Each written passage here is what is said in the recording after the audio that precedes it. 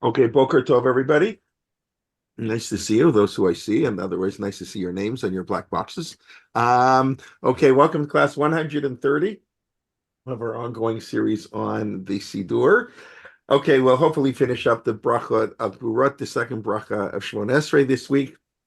Last week we were focusing mainly on the issue of Tchiyat HaMeitim. What's what the bracha is. We mentioned the bracha actually has two names, Gevurot, the strength, and Tchiyat HaMeitim, which of course that's the manifestation, or at least one of the manifestations of God's strength is through resurrection, which is all very nice, except that like we've never seen that happen.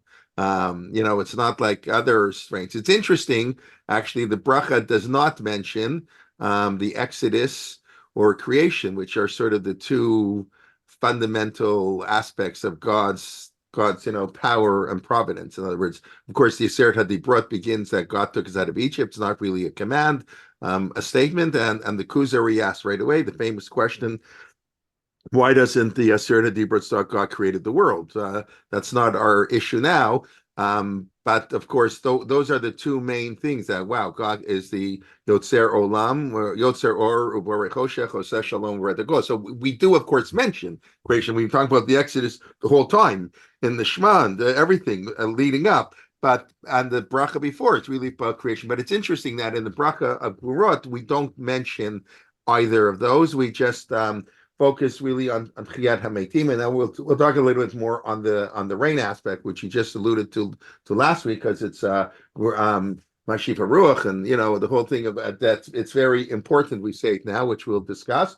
I don't want to get into it. I don't want to get into it partially because I'm not expert enough to get into it. I don't know enough. I don't know that no, I shouldn't say that. There are people who have studied it much more, but of course the various the differences between all the sort of otherworldly, rewards, if you want to call it that. So there's, of course, Tchiyat HaMeitim is this bracha, but there's Olam Haba. Well, there's what exactly is the relationship between Olam Haba and Tchiyat HaMeitim?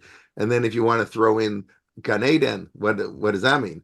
And then, of course, is Yemot HaMashiach. So at least according to the Rambam, it's just very briefly, Yemot HaMashiach, of course, is very this worldly. As a matter of fact, during if those who remember during the first Gulf War, I think the Lubavitch Rebbe, and I'm not getting to the whole thing with the that whole messianic thing, but the idea was that democracy was on the move. Unfortunately, we see democracy is not anymore. But there was sort of a feeling that the Iron Curtain fell, and Russia and all these countries in the Eastern Bloc were becoming democratic. This was like the beginning of the messianic era, and that's very Maimonidean.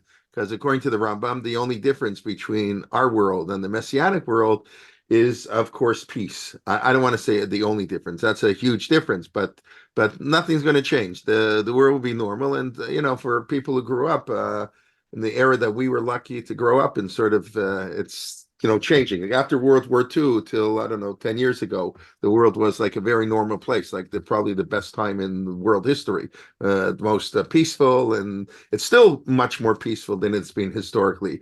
So that was sort of bordering on the Messianic age, if I can say such a broad statement. Well, of course, not everybody agrees with the Rambam, but that's Yemana Mashiach. Olam Tchias HaMeitim, that was a problem with the Rambam we alluded to last week. What exactly is the Rambam's view on Tchias HaMeitim?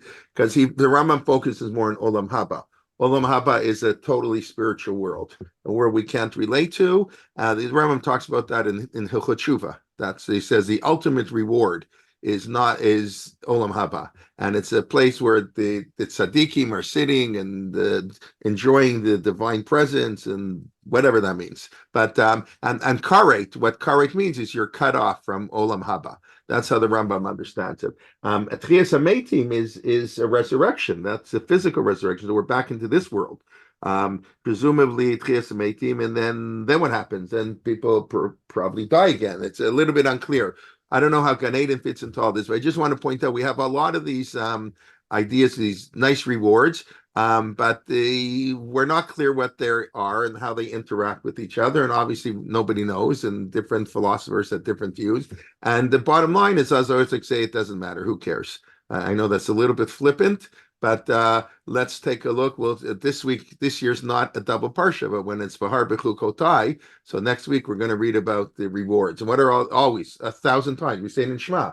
What's the reward for Yom Tishma? That's our bracha. V'natati matar tzachem bito. That's exactly what we're going to get to. Rain, and your cattle, and you won't miscarry, and you'll have peace, of course. V'natati shalom bar tzachem. So all the blessings in the Torah, first of all, are material blessings.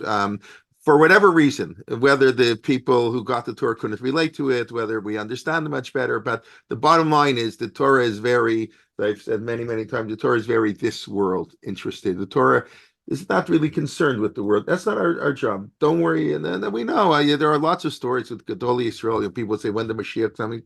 They tell them he's not coming this year. Don't worry about it. That's not our concern. As we pointed out, the Rambam says, don't worry about it until it happens, and then we'll know what it means.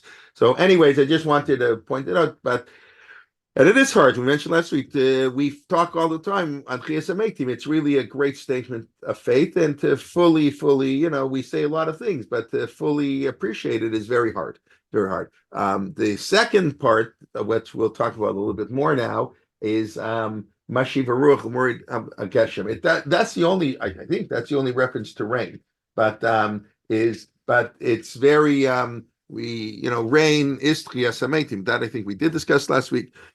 Nature dies every winter; it's like dead, and then the rain brings it back to life. Water is this everything of life. So there is a lot of parallels between water and Chiyas HaMeitim, and it's also interesting. Water. Scientists cannot predict rain like more than, I don't know, 5 days in a week in advance, maybe 2 weeks in advance.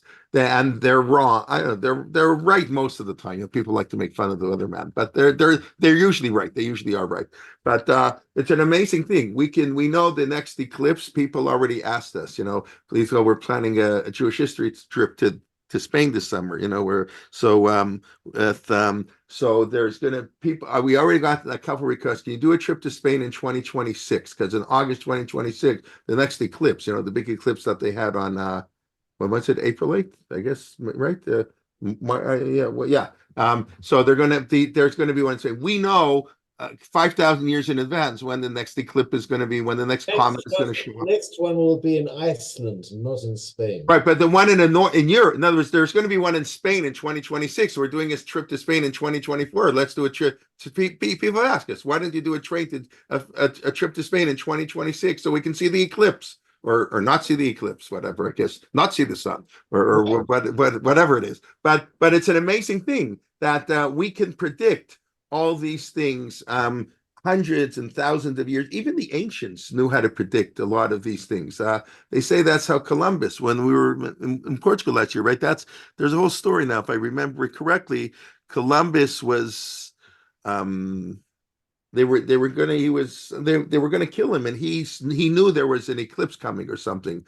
I don't remember the whole story, and he told them, and they didn't understand, and he predicted it, and they said, "Oh my God, he's very powerful," because they knew the ancient navigators had to know these things, and it's some of the science of the Egyptians and the Greek. We still don't know how the Egyptians built the pyramids. They were in certain areas, they were more advanced than we are. But anyways, I'm just pointing out. But water, we cannot predict when water is going to come. I guess the same thing. Earthquakes. There's certain things we don't know, and I guess they represent the power of God. There was a whole discussion, and I don't understand really why, but I know why, but whether you should say a bracha on the eclipse, and many of, I think, the standard poskim said not to say a bracha on the eclipse.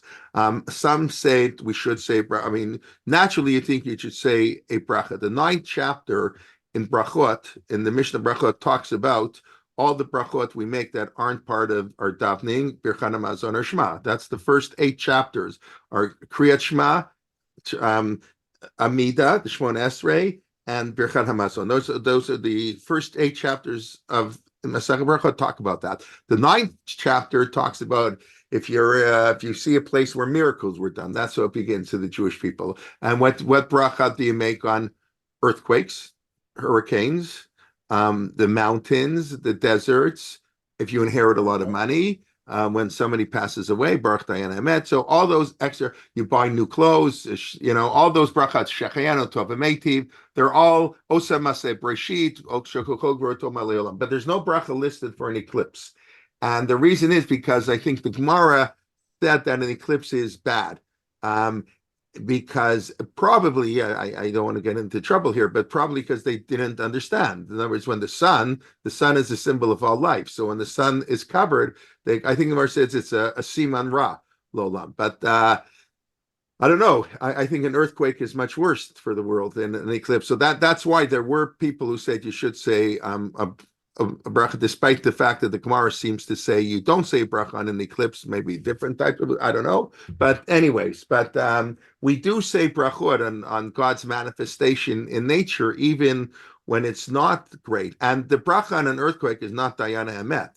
The bracha on an earthquake is Shokocho V'Gvuroto Malei Olam, that God's mastery, his power fills the world. And I know if anybody has any insight into that, I really don't understand why Chazal did establish a bracha for earthquakes, hurricanes. These are not things we want. They're not good things. I don't think they're good things ever, even if nobody is killed in them.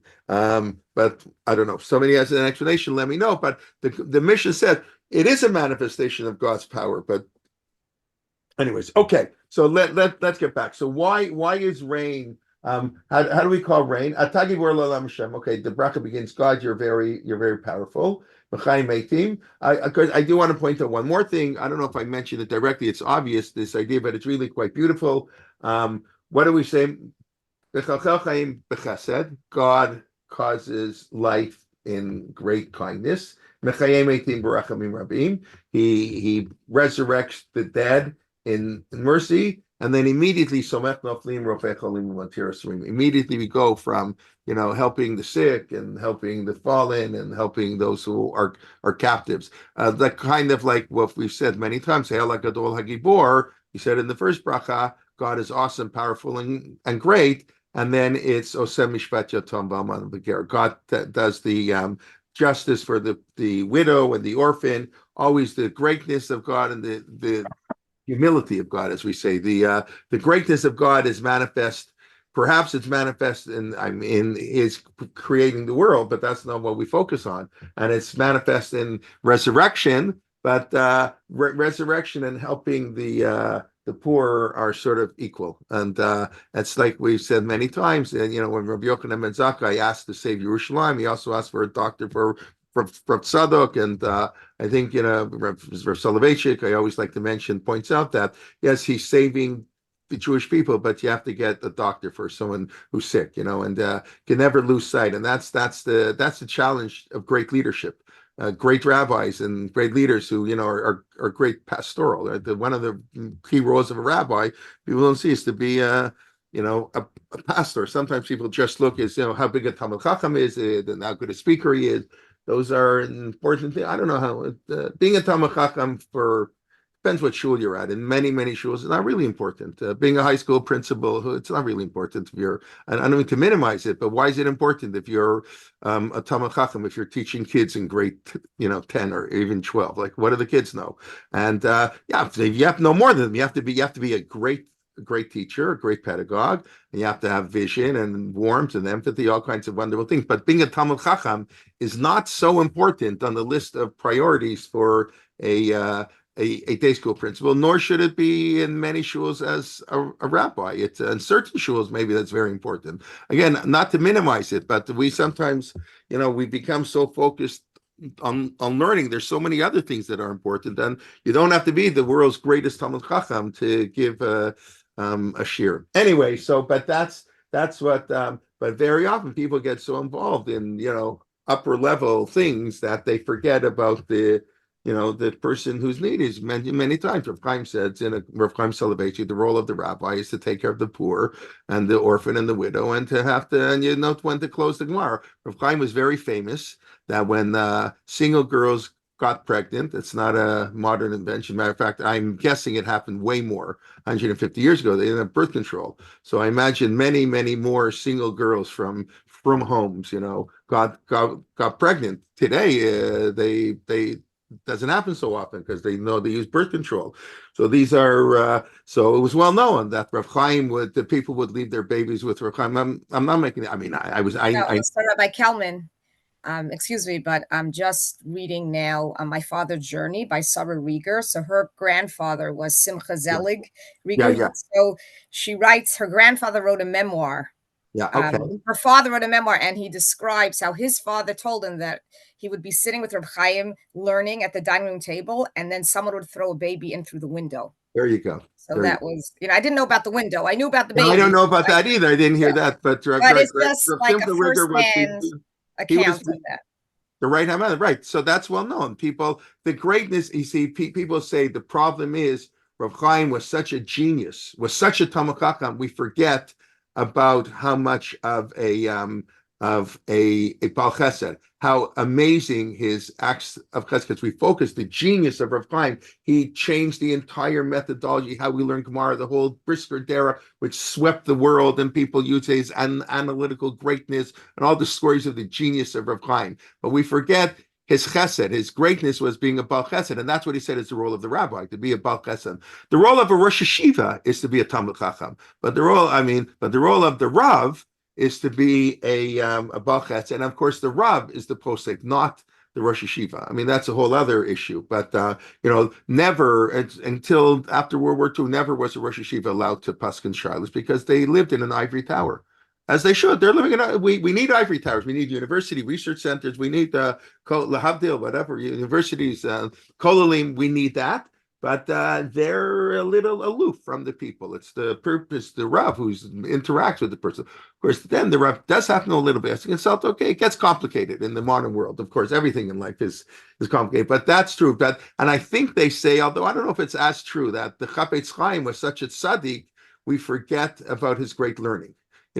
Usually when we think about the Chafetz Chaim, we don't think about what a Talmid Chacham he was. Although I don't know, I mean, how can you not think that? But still, we everybody focuses, Lashon Hara and what a tzaddik and the Chafetz Chaim. I mean, even his whole name is his chesed. But so that sometimes detracts from his great learning, and that was true with Rav Chaim. So that was Murray or Mechachim. That's what God does. And Rav Chaim was, and he didn't say, but why did the mother get pregnant? At 17 when she's not married. Like that wasn't what Rav Chaim did. That's there's the other one more story, and then we'll go on. The famous story, a famous story. Rav Soloveitchik has a story in Ish Halacha that there were two deaths in I guess in Brisk in one day, and the first one was some nobody. I hate to say that, some poor fellow died and whatever, and then half an hour later the biggest Talmid Chacham in the city died. Whatever, great, whoever was somebody very very prominent. So the Chevra Kadisha was going to do the funeral of the great Gvir, first. And Rav Chaim said over his dead body, basically, we don't do things like that. That was Rav Chaim. He had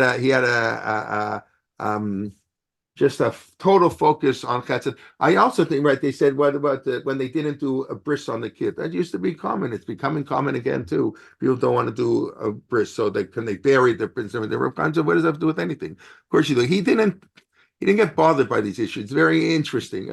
I am assuming Rav Soloveitchik picked up a lot of this. I mean, Rav Soloveitchik was 15 years old when his grandfather died. I don't think he met him more than 4 or 5 times in his life. So it's not like today they flew home for Pesach. When Rav Soloveitchik went to Berlin, to the University of Berlin, he describes how he didn't know if he'd ever see his parents again. This is the Rav's born in 1903.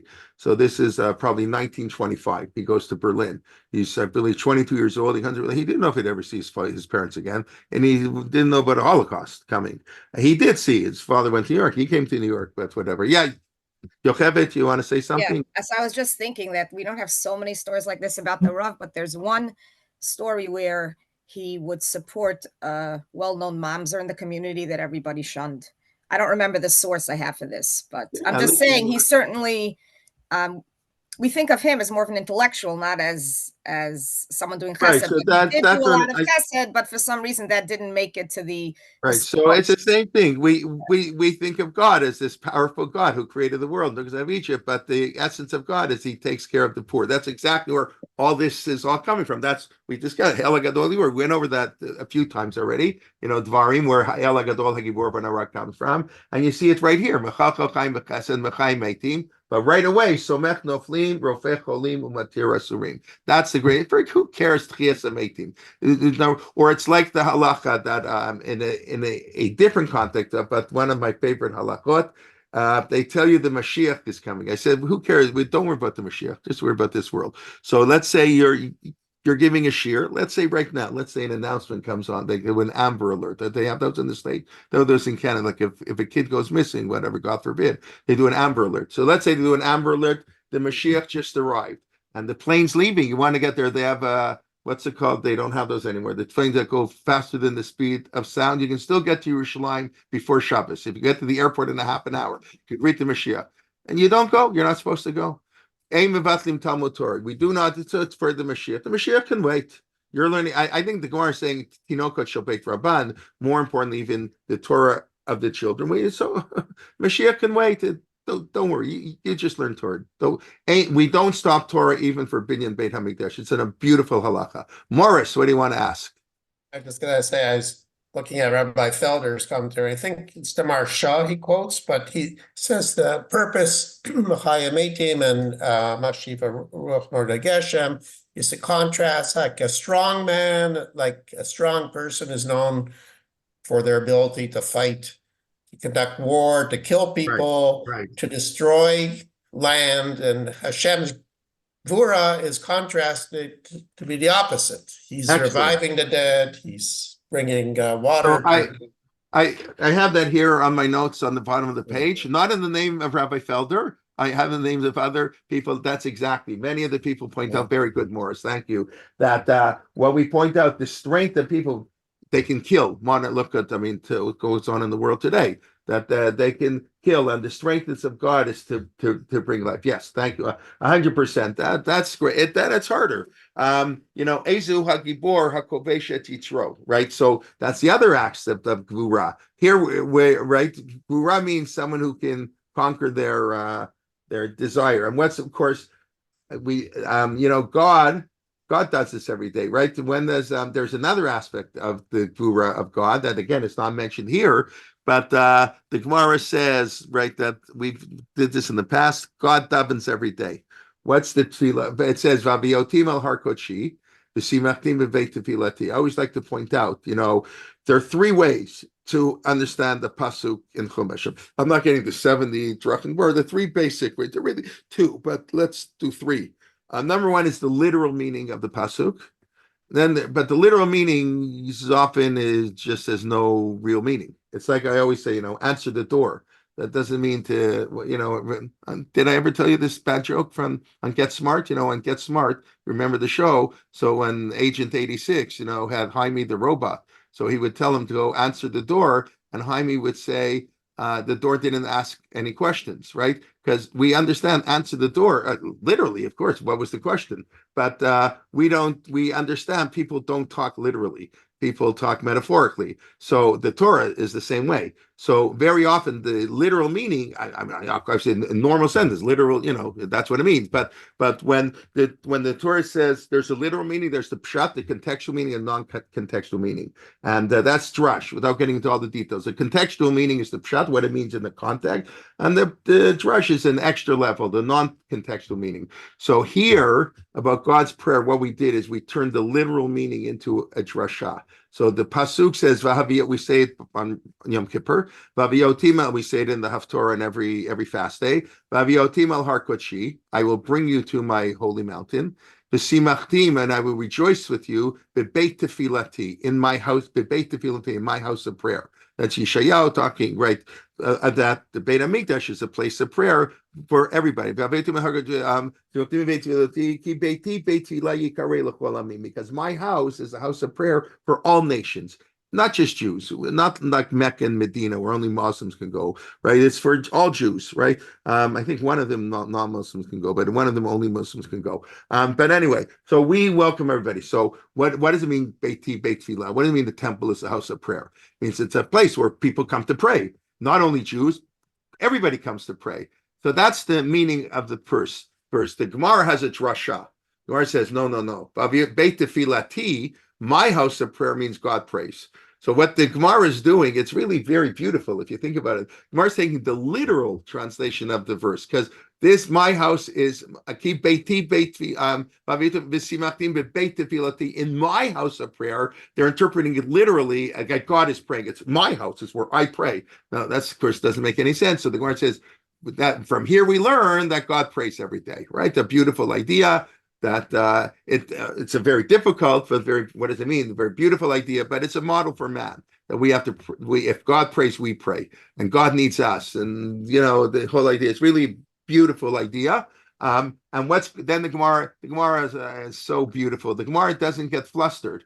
Like if you take today, God prays. So you pray. What do you mean God prays? That's ridiculous. We pray for our needs. What needs does God have? That's not what the Gemara does not bother by that. God prays good. What does the Gemara want to know? What does God pray? What's God's prayer? And what's God's prayer? That he should be a gibor. He should be koveshet yitzro. That his mercy attribute of anger should conquer his attribute of mercy. Because the Jewish people anger God. We don't do what we're supposed to do all the time. Like that's what it means to be a human being. We don't do what we're supposed to do, and so we should punish you. Get angry. God says, "Let me subdue my anger." Like God is struggling. We know that's the simple shot. God wants to destroy, and Moshe says no. God has this, willingly have to punish. How can he not punish a just God? And Moshe convinces God. So God is that's how the image, it's really almost a heretical image, but that's the image our sages present of God. He's struggling with himself, whether to be nice to the Jewish people or give them what they deserve. And he says he should act lifnei meshurat hadin, that he should do more than the call of duty. He should act things even if we're not deserving. But that's another aspect of Atagibor.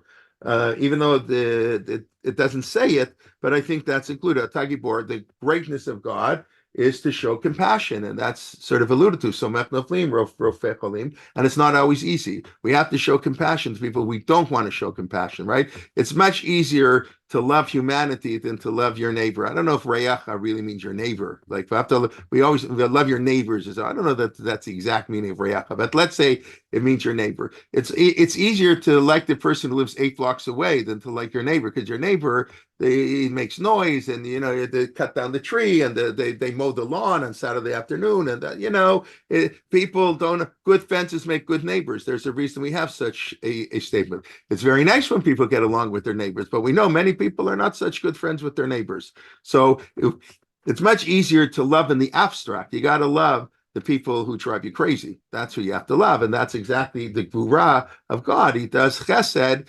Even though he's struggling, he wants to do anger. Again, it's whatever, metaphorically, but it's of course the lesson is for us. I don't know what God does. Listen, don't worry about what God does. Don't worry about the Mashiach Olam Haba. Don't worry about any of that stuff. You bring people back to life. You be a doctor, you heal people, you give people charity to bring them back to life. We discussed last week, it can be a metaphor. By making doesn't have, it's also literal, but it can also be metaphorically bringing people back to life. Okay, let's talk a little bit about rain. Why is rain called Gevurot Shamim? So how many people, I figure I'll spend a couple minutes. I see somebody just asked me very quickly, where did Rav Chaim do with the babies, right? How did Rav Chaim find homes? I really have no idea. That's a very good question. What did Rav Chaim do with the babies? I assume he found them homes. That's what I'm assuming. People, adoptions. I have no idea. It's an interesting question, but I don't know. I don't know. Anyways, okay. So let's learn the first Mishnah in Masechet Ta'anit, which talks about when we say Mashiv Haruach HaMorid Hagashim. Now it's interesting, and we'll see this, but let me just, I guess, do some background here. We only say Mashiv Haruach HaMorid Hagashim half the year. We say it beginning on Shmini Atzeret, and we end it on Sukkot. So we say it for this year, we say it's slightly more than half the year. It's a leap year, but we say it half the year. Now, why don't we say it all year? Because sometimes it's not good to have it. Okay, but who cares? What, in other words, the question is, what are we doing when we say Meshu? That's Vitain Talu Matar.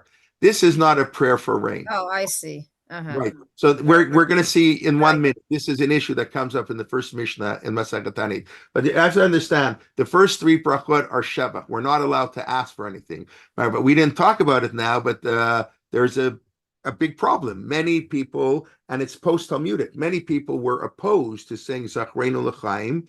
How do you say Zachreinu L'chaim in the first three brachot? That's a prayer. Zachreinu L'chaim, Melech Hafez B'chaim. We say for Ser to make tshuva. You're asking God. That is a prayer, and we're not allowed to say prayers in the first three brachot. So it's not in the Talmud, and that's why I don't think it's in Talmud, but for sure, if you forget Zachreinu L'chaim, you do not repeat the Shmon Esrei. If you don't say Hamelech Hakadosh, because the Ser Tshuva is Malchut, God's kingship over the world, you must repeat the Shmon Esrei, that one word. But you don't say Zachreinu L'chaim Yichamoch. It's a big deal. We don't say it. The question: how are we allowed to say it? So our sages struggled. Commentaries struggled. It's not really right. I think it's one of these things that we don't care if it's right. Like when your life is, it's like a pikuach nefesh thing. Like our life is hanging in the balance. And don't give me these halachas. I'm not supposed to say it. Pikuach nefesh wipes out all the halachot, and therefore, I think that's really the real reason. The reason that the poskim aren't going to express it like that. What they explain is it's different. You're asking for the public. It's not you. It's plural. But it is difficult. But this is not. These are the brachot of shebach, of praise. The middle 13 brachot, which hopefully we'll get to next week or the week after, we'll start atachonein. The middle 13 brachot, that's we're asking God for things, so that we don't do on Shabbat. And of course, the ninth bracha is Barech Aleinu. God should give us economic success. And of course, especially in an agricultural society, but even today, the number one determinant of success is rain. So we have to pray for rain, but it's not always good to rain. It's not always good when it rains. We'll discuss it. What if you say B'tein Talamatar in New York or in Toronto in May, on May 24th today? You say B'tein Talamatar, they have to repeat the Shmon Esrei. So we'll discuss that question. It's not as simple as you think. In the Shulchan Aruch, it says you have to repeat the Shmon Esrei, but Rav Chaim, I think, had a different. The brilliance of Rav Chaim had a whole different understanding of this. We'll can get to in a number of weeks. But Mashiv Haruach Amor Agashim is not a prayer for rain. It's the greatness of God that He brings rain. That's true in May. I don't care if we don't want it to rain now. I don't care. It's all year. So that's really the issue a little bit in the first Mishnah in Masechet Tanit, which we'll do right now. So just let me share my screen. So Masechet Tanit talks about the fast days, but very little about the fast days that we know. It's all about the fast days because it didn't rain and there's no food. That was most of the fast days. That's the first two chapters. So the Mishnah begins, when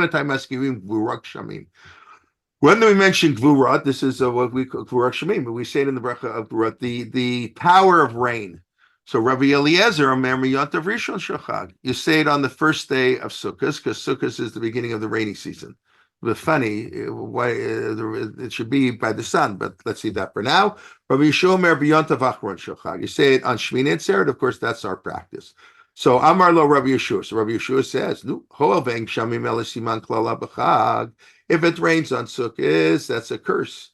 Right, the Mishnah says that it's a master tells his servant, bring me a glass of water. He brings him the glass of water and he throws it in his face. God says, go out of your house to sit in the sukkah, and God makes it rain. He throws the water in our face, and we have to leave the sukkah, go back in the house. So when it rains on Sukkot, that's a sign from God, things are not good.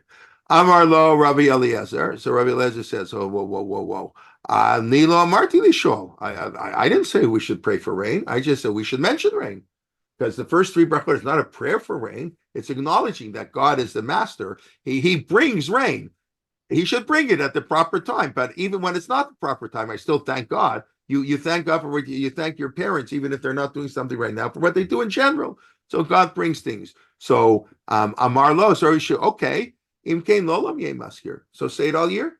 If you're right, say it all year. So the Mishnah doesn't respond to this. Rabbi Eliezer doesn't respond to this. So you could say, Einachinami. Okay, yeah. We should say it all year. That's not what we do, though. Or you could say, Rabbi Eliezer says, it's true, it's not asking, but we still should say it around the time. Even Rabbi Yeshua admits, ideally, we should ask B'tein Talamatar, Mashiv Ruach, we should say that from the beginning of Sukkot. The reason we don't do it is this technique, because it also happens to be that we have to sit in the sukkah outside. We want it to rain. But if not for that, we would want it to rain. So that's what Rabbi Eliezer is saying. We really want it to rain, but we don't practically, but theoretically. So therefore, I'll split it. We'll say Mashiv Ruach, because it's the time of rain, but we won't say V'tein Tal L'matar. Now, we don't actually say, okay, that's, and then the Mishnah says, Ein Sholim, the next Mishnah, that's V'tein Tal Umachar, Ela Samuch L'Kshamim. You have to do it next to the time of rain. That's a simple pshat. It's actually not so simple how to interpret that Mishnah.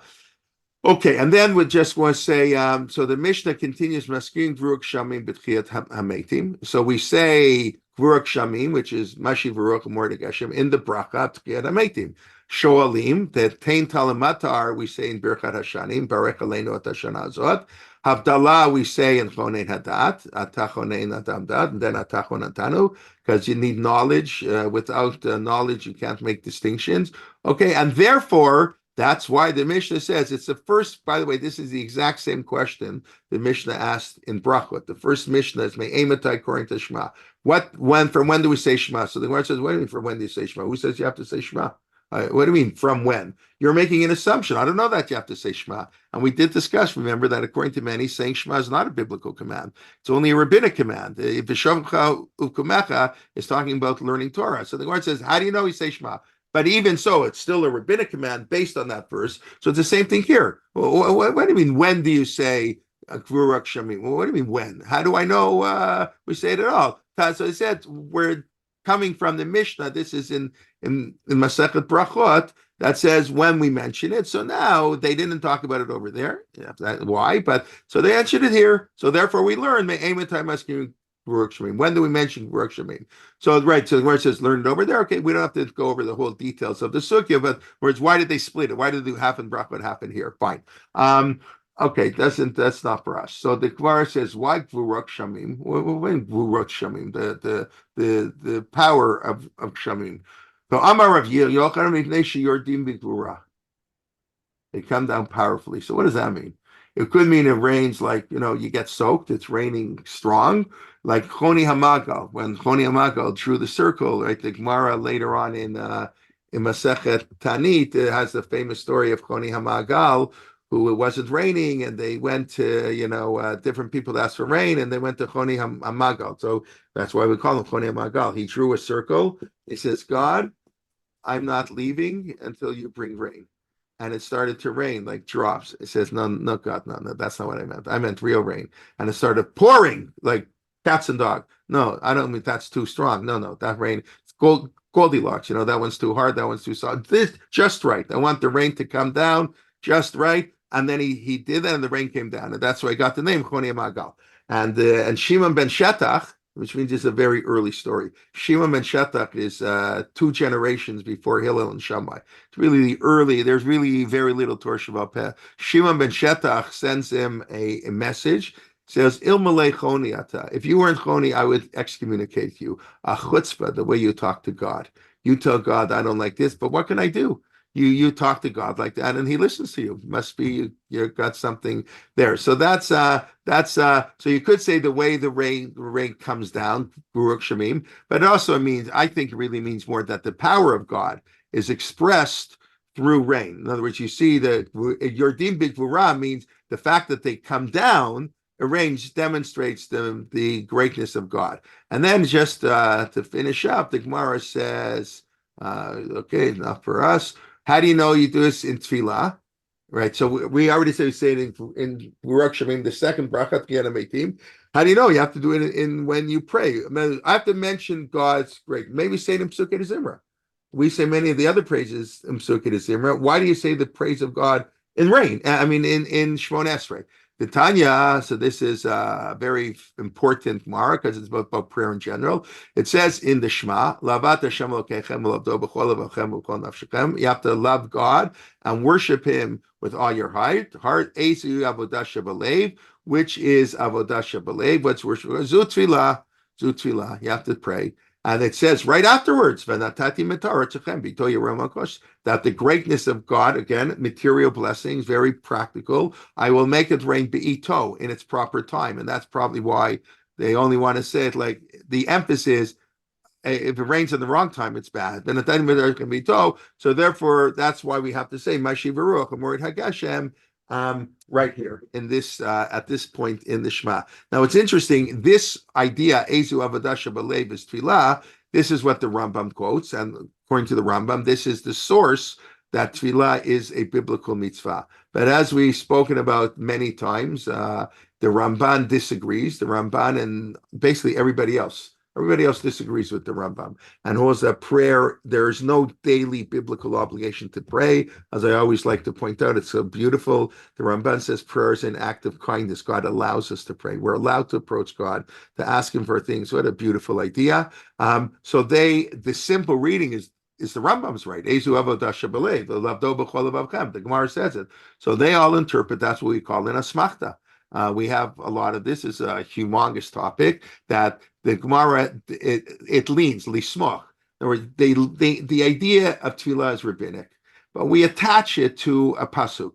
It gives it more authority, maybe a mnemonic device, all of those things. There's huge discussion, and it's often not easy to know. And this is a perfect example. It's not easy to know when the Gemara says the pasuk means X. Does that means what it really means? No, it doesn't really mean that. Just that's an extra idea we can relate it to. So that's what we call an asmachta. An asmachta is a rabbinic law. So most of the commentaries assume to worship God with your heart doesn't mean prayer. So what does it mean? It means your heart. To help people, you have a warm. I don't know. The heart sometimes in the ancient world meant the mind, also included the mind. I don't know about Greek philosophy, but the heart, you have a good heart. When Rav Yochanan ben Zakkai asks his 5 students, what's the most important trait? And I think it's Rav Elazar ben Arak who says, a leiv tov, and he says, that's the one. That includes everything. So he's not talking about prayer. Doesn't necessarily mean prayer. The Gemara says it means prayer, at least on a rabbinic level, and the Rambam interprets that on a biblical level. That's the biblical meaning of the words. That's the pshat of the pasuk, because the worship God with our heart, and therefore the words we say are secondary. It's the feeling we have. The words are just an expression, and that's why davening with kavanah is so much more important. That's why it's better to daven less focused and more sort of, just to say the words. It's a big problem we have today. The Siddur has been a real problem. I mean, we need it, but the Siddur in many ways is a big negative. We discussed it the way at the beginning because people focus way too much. We have to say this, we have to say that. It's not true. You have to worship God with our. You can skip lots of things, but how can we skip it? It's in the Siddur, right? And then you'll be like a Reformed Jew if you skip it. But no. What can you do? That's but it's really that's the first halakha in the Shulchan, the first siman Shulchan Aruch. Better to daven less.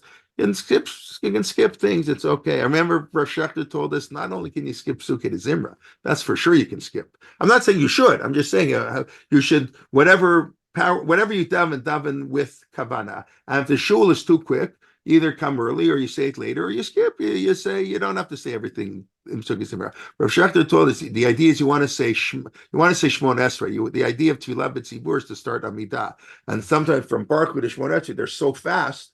You can't keep up. You're in the middle of Shema. They're in Shmon Esrei already. So he said there are even parts of Birchat Kriyat Shema you can skip. I never asked him which parts. He didn't specify. He says you have to know what are the key lines. But even in Birchat Kriyat Shema, if you're going to miss Tfilah B'tzibur at the start, you can even skip there. Whatever. Anyways, but that's Avodah Shabalev, whatever.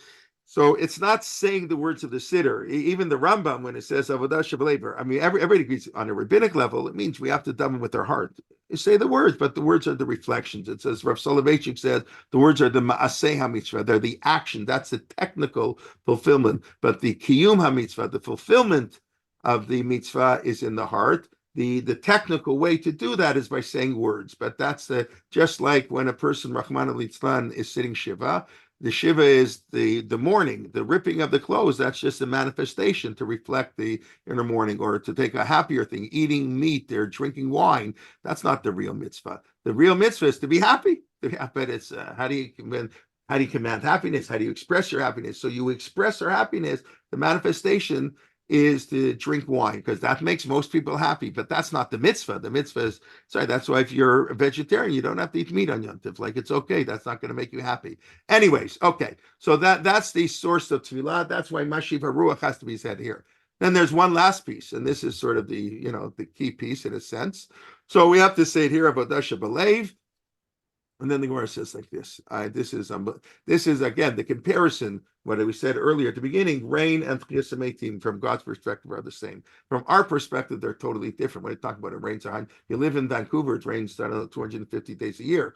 It rains all the time. What do you mean rain and Tchias HaMeitim out of your mind? Rain is the most normal thing in the world, and Tchias HaMeitim is the most abnormal thing in the world. And yet we combine them into one bracha. The greatness of God is equal. Bringing rain and Tchias HaMeitim is all the same. And this is what the Gemara here just continues. Amar Rav Yochanan, Shlosha Maftechot Biyado Shel HaKadosh Baruch Hu. This is a powerful Gemara. There are three keys that God has. Shalonim Saru B'Yad Shaliach. Very interesting. God often works with messengers. He has partners. So God asks his partners to carry out things. You have the power, right? Bracha comes through Abraham. God says to Abraham, you will bless other people. But there are three things that totally in the hand of God's, we have no control. It's wow. Mafteach shel shamim, the key of rain. And it's interesting, the Gemara uses the word key. God, it's locked, and God's got to open up the vault. Got a key in the clouds.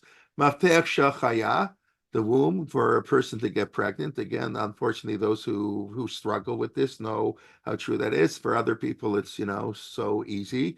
But birth is controlled only by God. Who should have children and who should not? Just like mi amut. It's not just who will die and who will live. Who will be born and who won't be born. Well, it's also in the Tanakh everything. And the key to resurrection. So it's interesting. Chaya and Tchias HaMeitim, I get it. They go together. I understand. But we throw in Kshamim, that's like very so mundane. But that's exactly what the Gemara, that's exactly what Mashiv HaRuach is telling us. It's all one and the same. And there's, of course, imagery. It is the same in nature, but the fact that God can do this, that's God is the only one who can bring rain and the only one who can determine life. Now, of course, you're going to tell me, well, that's not exactly true. We have fertility treatments and we have all that. Okay, that question doesn't bother me. That's about everything in life. And I don't even know I don't have to interpret the Gemara totally literally. Doesn't mean it means God still determines when it works, when it doesn't work. The fact that God says that Chava is cursed, that she should have painful childbirth. No, we can do methods not to make it painful. Whenever God says something negative, we're allowed to fight with God. I mean it. We're allowed to say, God, that we don't want to do this. We're going to beat your negative. We're going to, right? It says in Israel that you have to look to the sky to rain. Unlike Egypt produces, has the Nile, and we don't. And we say no. We say we are going to desalinate, and Israel is by far, I've mentioned before, the world power in rain production. Oh no! You're missing it, sweetie. I fell asleep.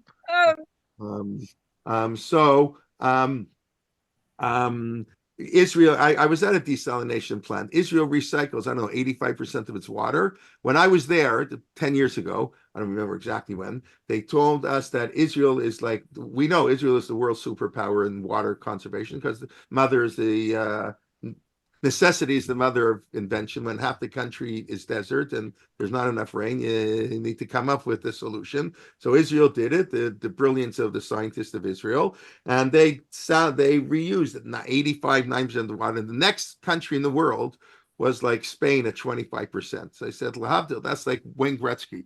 That's when it's a playoff still, So Wayne Gretzky, he scored 92 goals, and that guy had 45 goals. It's like in a different league. Like you can't even talk about it in the same. You can talk about, they're in different leagues. So Israel is like, oh my gosh, how can we do that? We took away that rain is the sign if God is happy with us. Okay, we can do that. There's no theological problem with that. Whenever God says something, and God never even said it as a negative, like I won't give you, well, I guess sort of, I won't give you rain. we can try to outsmart God. Whether we're successful, maybe that's the sign. Maybe God's sign that he likes us is he made it's successful. Not every scientific research project works. Yes, Yocheved, what do you want to say? Okay, so maybe I missed it, but what was the answer? Like, why do we say Mashiv Baruch only half the year if it's just a Because right. So Rabbi Yeshua, because we don't want it to rain. I said, but who cares? Right. So the Right. Gemara never directly answers the question. Right. That's correct. Maybe I didn't explain it well enough. Thank you. Right. I said, so he says to Rabbi Eliezer, you're right, say it all year. And the Gemara ends there. So it could be you can say, right. So maybe Rabbi Eliezer says, oh, maybe I will say it all year. But it seems to be he understood, no, we're not going to say it all year. So therefore, so why say it a week early? Because that's when it really should rain. But you're right. In other words, there is an argument that's to be said all year. Nonetheless, the Gemara says we only mention it. Right. The Gemara is not clear. The mission is not clear. Why? Why not mention? That's exactly Rabbi Yeshua's question. Rabbi Lezer, if it's only about talking about the praise of God, you should say it all year. And the Gemara never answers that question. So apparently it's more than just the praise. I guess. I don't know. I don't know 100%. Right. It's not really asking for it. Maybe it is a little bit. We praise you, but that's the way you praise somebody very wealthy. That's the way, to encourage them to give charity. Introduce somebody. Here's a guy made $1 billion, at the charity dinner, so I don't know, but you're right. It's not 1,000% clear. Make a comment? Yes. It might be because in the Shema it says be'ito, right? Right. So you don't remind somebody about what they can do when you don't really want them to be doing it anyway. Right. So you remind them sort of when you really want it. And it right. can still and be a then, statement. So I did right. Be'ito, and then be'ito, and that's why I mentioned it. Although there is an argument you can say it all year, and Rabbi Lezer is saying, and that's the debate then. Okay, Rabbi Lezer is going to agree. We're only going to say it around the time we want it. But I can still say it the week of Sukkot, even though I don't really want it to rain for a week because we're getting into the rainy season. And even though technically I don't want to rain, it's the warm-up. Got to prepare God, so to speak, to bring the rain. Okay. All right. Rabbi? Yes, Marty. Rabbi, could you say something about Moed Moed Tal, you know what? I daven nusach Ashkenaz, so I didn't. That's the downfall. Sometimes I throw nusach Sfard. Yeah, they say Moed Tal. I don't do rain comes all year. Even in Israel, correct. In Israel, nusach Ashkenaz says Moed Tal. The truth matter, I didn't look into it. I don't know why. I assume because I don't know. That's actually I don't know. I don't say Moed Tal. What can I tell you? Why do they say Moed Tal Nusach Ashkenaz in Israel? That's a very simple question that I should have an answer to. I'll have to look up for next week. Okay, thank you. I think Rav Shechter, by the way, even though he was Nusach Ashkenaz, says Moed Tal even here. Okay, could be. That's in like all great people have their own minhagim. The Rabbi is all minhagim and all kinds of things. Right.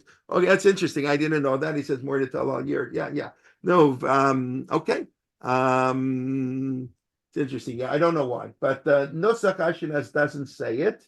But Tal is different than Geshem. Geshem is sometimes negative. Tal is never viewed as negative. That's my basic understanding. So why don't we say it? The question really is more, why don't we say it in Chutz La'aretz? I don't know. But I will point out something interesting. Thank you for reminding me, or for is we say Mashiv Aruch Moed Geshem based on the Israeli schedule of rain. Right? There's we know that, as a matter of fact, let me point this out to you because it's one of my favorite halachot is that they're building the Beit HaMikdash. You wait, you're learning Torah, they'll build it without you. You'll meet the Mashiach a week later. That's okay. So here the Mishnah says, when the Yisei V'tein Talamatar, we Mashiv Aruach. See, there is a little bit of a break because we don't want it to rain on the last day of Sukkot either. In other words, there's this tension. Mashiv Aruach is praise, so it's not 100% correlated to when we want it to rain, but it's a lot correlated. You see this because for sure everybody agrees to say it either the first day of Sukkot or the last day, Shmini Atzeret. But asking V'tein Talamatar, we don't start till the 3rd of Cheshvan, which is I don't know, 10 days later, what the Sukkot ends on the 22nd of Tishrei, whatever. V'sholim et hakshamim. They ask, Rabban Gamliel mer b'shiva bo. No, the 7th. So this is such a beautiful halacha. Chamisha asar yom achar hachag. 15 days after. You have to wait 15 days. You really want it to rain sooner, but you got to wait 15 days to ask. Because it took 15 days. Can you imagine? It took 15 days for some travelers to travel to Israel for Aliyah L'Rekel. A Jew's supposed to go to visit to Yerushalayim, and they didn't have planes. And the Nahar Prat, the Euphrates, I think, right? It was a 15-day journey.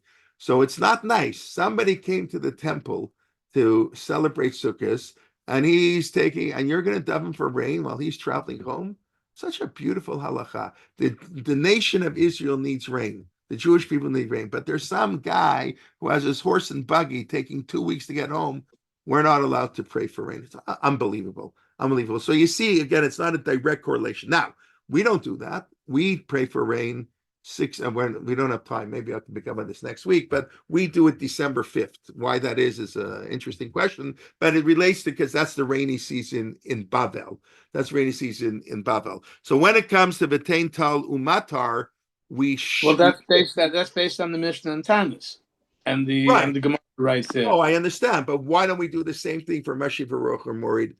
I guess when I think the answer is this praise idea. There's Mashi Baruch Morid Geshem. So why don't we just only say it in beginning on December 5th or whatever? In other words, we follow the Israel practice for Mashi Baruch, no matter where you live. But V'tein Tal Umatar, we follow the local or the Babylonian practice. So again, because the praise, I guess this talking about praise, the ideal we relate to the land of Israel. On the practical, it's only maskirin, it's not shoalim. It's only right, praising. but already the Mishnah says we should only ask for rain. We should only mention it at the time of rain. That was Rabbi Yeshua's argument. He said otherwise, then do it all year. That was exactly what Rabbi Yeshua said to Rabbi Lazar, and he won the argument. If you're going to tell me I'm not asking for rain, so say it all year. He said, no, okay, fine. I don't only say at the time when it's going to rain, but we don't want it to rain for 60 days after Sukkot. So we too, because the first Mishnah does put it not 100%, but 98% equivalent between asking for rain and praising God for the rain. So it's just interesting. In the praise, we keep it on the Israel. Well, we do what they do in the land of Israel. I think that's important. I think there's a message there. But when it comes to the practical aspect, in the 9th bracha, we're asking God for rain. That we're going to do only that we're going to do when it's actually needed. Okay, but we can pick up next week. Why don't we do it here? Like, maybe we need rain all year. That's what I said right at the beginning. What happens if you say V'tein Tal Umatar the whole year? Because in Toronto it rains all year. August is the rainiest month apparently of the year. That's okay, Morris. I'll take your question in 1 second. Just let me do a quick review. Oh, Steve, I'm sorry, Steve. I'll take your question in 1 second. And okay, so we just began. Let's do very quickly go over it. We spoke a little about Chiyat HaMetim and there's Yemot HaMashiach, Olam Haba, Gan Eden, and all these things, but they're not the same, and some are physical, some are spiritual. But on a practical level, we don't really care. We are always focused on this world. That's Olam Hazeh. All the rewards in the Torah are material, are very this worldly. We're concerned about this world. Don't worry about the other worlds. We don't, and the Tchiyas HaMetim, we don't mention here the Gevurot, we don't mention creation or the Exodus. We mention them other places, but not specifically in Tefillah. We just saw the Gemara made a big deal. Mashiv HaRuach must be in Tefillah, because you have to worship God with their heart, but we don't have to say the Exodus and creation at Tefillah. We can say it any time, but we have to say rain during the Tefillah. But I said the greatness of God is He creates and He resurrects and He helps the poor and He helps heal the sick and those who are taken captive. And of course, that's our role. And we talk over Rav Chaim and the greatness of God. That's always how it's manifest, and that's of course is a message for us. Gevurah also means to conquer your inclinations, and God's inclination sometimes is to punish the people for good reasons, perhaps, and yet He prays that He shouldn't. Kiviyachol, God is struggling, and we have the God should act lifni mishur hadin, and his mercy should conquer his anger. And of course, that's the very message for us. And then we basically saw the idea of where Mashiach Baruch comes to how it's connected to Tchiyat HaMeitim. It's one of the three keys. Two of the three keys are Tchiyat HaMeitim and rain. For God, it's all the same, even though for us it's very different. Rain and Tchiyat HaMeitim are one. And the Mishnah has all discussion, Mashiach Baruch, when they say beginning of Sukkot, at the end of Sukkot. But this is the notion of praise. It's not the action of asking gods for our needs. Okay. Yeah, Steve, what's your question? Then I'll take a look in the chat box quickly. You want to ask, Steve? You had your hand up, or Yeah. My question is, you were saying something about saying Mashiach Baruch in its time, but we say it early, and we say it at the end of Sukkot. No, we say it to be right. No, so that is really the time it should rain. I guess there are 3 times we want for rain. Rabbi Lezer said, really, we want rain the beginning of Sukkot already. But since we have to sit in the Sukkah, and it's a curse if it rains in Sukkot, so we adopt the view of Rabbi Yeshua, even though we would want rain, we're not going to mention it now. And Rabbi Lezer says, we can mention now because I'm not really praying for rain. It's the time rain. So that's one debate, and we follow Rabbi Yeshua. Then the second debate is, okay, but everybody agrees by Shmini Atzeret, we want rain. That we agree. So we say Mashiach Baruch. But there's another problem. There are travelers going back who visited. So we're gonna, even though we do want rain, we'll mention Mashiach Baruch. Again, we're not asking for rain, but we're sort of alluding, God, rain. We're not asking anything, but we'll just hint to it. I mean, that's not really what it is, but it's the idea of praising. But because of this Jew who came, it's such a beautiful halacha. The same way it's to save Rav Tzadok's life. It's everything we're saying, that you're saving the world. Don't worry about saving the world so much. Save your next door neighbor. Save the person who needs help. It's this beautiful idea. There's this poor Jew who traveled. He can't go by car or whatever. He has a slow horse. He doesn't have 26 horses taking back. Takes him 15 days to get back. We're going to wait. And the entire class is going to wait for him. So so we wait 15 days to actually ask for the rain. So that's what we do. So from beginning of Sukkot to the end, till 15 days later, that's sort of the time period where we're playing around with. It is the rainy season, but how much we're going to focus on rain is a debate. Do we just ask for do we just mention the rain? Do we ask for it, etc.? That's the debate. Yocheved, yes. Yeah, just a technical question. So V'sein Tal Umatar, we say it's starting December 4th, I believe, or 5th. December 5th now. It's going to change. Right. Okay. So that is also that goes according to the Eretz Yisrael timeline. No, that doesn't. That. We'll talk about that next week. Oh, we didn't. Okay. Yeah, fine. No, it goes according to Bavel. The question is, why do we go according to Bavel? I understand when you lived in Bavel, we go according to Bavel. Well, why do we do that? Yeah, but it's not Eretz Yisrael. They say it the 7th of Cheshvan, and we only say it on December 5th. And of course, why December 5th? Okay, that we'll have to discuss next week. Okay, just let me go through the chat box. This hopefully the focus of nature are fully from God. Yes, that's the whole idea. We recognize God through nature. That's 100% all the time. Through rain. That's how we know. That's what we said. We definitely. That's exactly what he said. Israel doing salination of the water. Salinating the water is sort of against. It's not really against, because rain was the methodology for how we knew if God was happy with what we did. If it rains on Sukkot, that's God's message. That was in response to the earthquake, the blessing on the earthquake. How do I don't have a good answer. If anybody has but that's what that comment was. That was comment. The earthquake. I'm sorry. I didn't make it clear. Sorry. Yeah, the forces of nature are truly from God, even when the forces of nature are negative. Yeah. Okay, but the bracha is more positive. It's not a negative bracha. That's why I struggle with it. Like, why do we say, like, wow, God, you're so powerful? Yeah, you're so powerful. You're destroying. That's not. So I'm a little. I don't fully understand it, but of course your point is correct. Yes. Okay. The Rav, it's Rav Mamzer, right? How did Rav Chaim find homes? Okay. The Rav eloquently tells over the story of Rav Chaim of Volozhin, whereas Mashiach has arrived while eating at home. He was supposed to be minding a pot on the stove and asked his wife when he comes to market to give him his best coat. Forgot to mend it. No, that's a whatchamacallit story. That's a Shai Agnon story. I did it in high school. I don't know if it was a Rav Chaim of of a lashon, I don't think. I'm pretty sure, and correct me if I'm wrong, one of Agnon's stories was about how somebody he didn't clean his suit, and the Mashiach came on Friday. He was missing a button, so he couldn't go greet the Mashiach. Right. There's a beautiful story. Now I have to look that up. But did the Rav tell it over about Rav Yes, Chaim? he told it over in a Yardside Drasha. It's worth, if anyone here knows Yiddish, it's worth listening to the Yardside Drasha on Brachos, just to hear him say this story. Yeah, So whatever he said in the name of Rav Chaim, but Okay. that last line Okay. when he's, the I can zip guarantee. bread Yeah, is I can just- almost guarantee you. Okay, could be.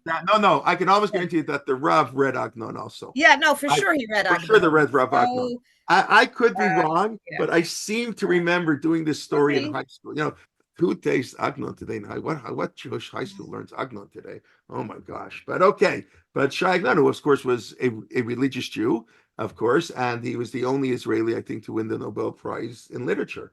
Okay. Anyways, yeah, it is a beautiful story. Whether whoever originated the story. Well, my grandfather, who was a Vishnitzer Chassid, used to have Shai Agnon's Yamim Noraim in Hebrew in his talis bag, and he would go through it, Rosh Hashanah, and so I bought the English version, and that's what I used to read. Little cute, beautiful book, Shai Agnon, sitting right here, about stories about. Right. I have also what's his name? Jeffrey Sachs does a lot on Agnon. Now the editor they published all his short stories. He was a great writer, of course. Rav Young, in every place you find God's greatness, you find this humility. Correct. That's what I was referring to. We've discussed that. Thank you very much. Yes, and this is it. The greatness of God, creation, resurrection. But he helps the poor. And that's, of course, the one they use is always, Halagadol Hagibor, God is awesome, powerful. The first bracha of the Shmon Esrei, and Osem Mishpat Yatom B'Amana. He helps the widow. Okay, during the summer, some say more to Talyat. That's what we were talking about, correct? Mostly mined through Tanakh. Okay, yeah. That's what I said. Leib, right. We say Leib is heart, but correct. In ancient world, the heart was more connected to the intellect. I'm just not so up on that, but thank you, Justin, for that. Emotions are klayot. Interesting, right? Bochen klayot. Okay. Rainiest month is September. I thought it's August, but okay, Zeb, if you it's not April. When I was a kid, we had the April showers bring May flowers. April is not the rainiest month. I always thought it was August. You wouldn't tell me it's September. No. Oh, but it's for sure before the time they say V'tein tal umatar. That goes without saying. December 4th, outside of because calendaric hours. Yeah. We'll get to that next week. What is the name of the story of Agnon? I don't know what the name of the story of Agnon. I'm sorry. Listen, that I remember I did a story of Agnon in high school. I remember what it's about. That's enough. You can't ask me for the name of the story. There's another story of Agnon, Imlo Lamala Mizat. That's the other story. That's the story about the guy following the person in the woods or something. He was the rabbi who came late to shul because he would go visit some old lady or something and says he's in that's heaven. Yudlam parrots. Imlo Lamala Mizat. He's in higher than heaven. I don't remember the whole story.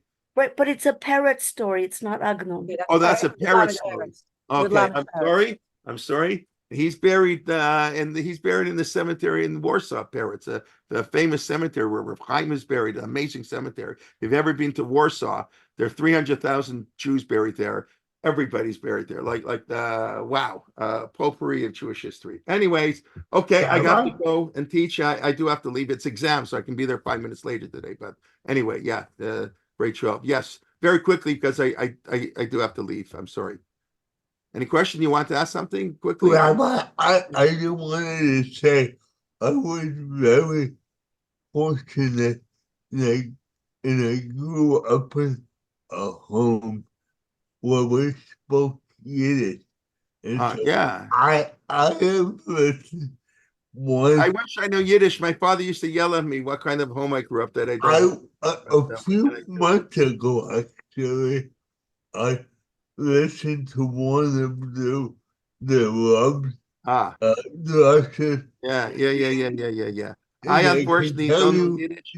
My parents are Canadian, whatever. My father spoke to my grandmother in Yiddish, but she lived in New York. I mean, my father's sort of mother tongue was Yiddish, but I don't know any Yiddish, unfortunately. What can I tell you? Okay, I don't know any French either. Don't know too much French. A little French, but it's another. Okay. Anyways, want to wish everybody a Shabbat Shalom. Please, God, we'll see you next week and through all the learning next week. And please invite a friend and everybody be well. We should hear good things. Thank you. Shabbat Shalom. Thank you so much. Shabbat Shalom.